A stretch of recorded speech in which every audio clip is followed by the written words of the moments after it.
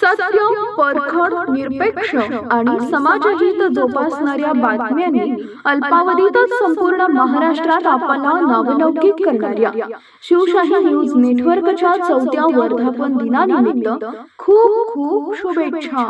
शुभेच्छुक शिरूर शहराचे नाव राष्ट्रीय पातळीवर पोहोचवणारे नॅशनल चॅम्पियन शिरूर केसरी पैलवान श्री संतोष हिरामन गव्हाणे.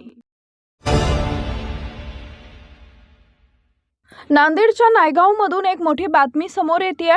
प्रसिद्ध छिद्रावार कापड दुकानाच्या तिन्ही शाखांवर जीएसटी विभागाच्या पथकानं एकाच वेळी जोरदार धाड टाकली आहे.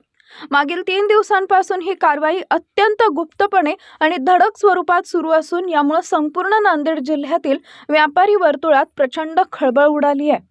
मिळालेल्या माहितीनुसार तब्बल 30 ते 35 अधिकाऱ्यांचं पथक या कारवाईत सहभागी आहे. दुकानातील खरेदी विक्रीचे व्यवहार, उपलब्ध साठा आणि जीएसटीच्या पक्क्या बिलांची कसून तपासणी केली जाते. 6 ते 7 महिन्यापूर्वीही नायगावात अशीच एक कारवाई झाली होती. मात्र त्यातून काय निघालं असा प्रश्न नागरिक विचारत आहेत. त्यामुळे ही कारवाई केवळ कागदोपत्री सोपस्कार ठरणार की काही मोठा घोटाळा समोर येणार याकडे सर्वांचं लक्ष लागलंय.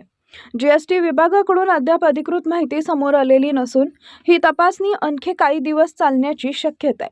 शिवशाही न्यूज प्रतिनिधी शिवाजी कुंटूरकर, नांदेड. अवघ्या महाराष्ट्रात अल्पावधीतच लोकप्रिय झालेल्या शिवशाही न्यूज नेटवर्कच्या 4थ्या वर्धापन दिनानिमित्त राही प्रतिष्ठानच्या वतीनं आभाळभर शुभेच्छा. आपल्या कार्यकर्तृत्वाचा आलेख दिवसेंदिवस असाच वाढत राहो हीच सदिच्छा. शुभेच्छुक शिरूर नगर परिषदेच्या कर्तव्यदक्ष नगरसेविका तथा विद्युत व पाणी पुरवठा सभापती सौभाग्यवती डॉक्टर सुनीता संतोष पोटे आणि मीरा नर्सिंग होमचे संचालक डॉक्टर संतोष संपतराव पोटे.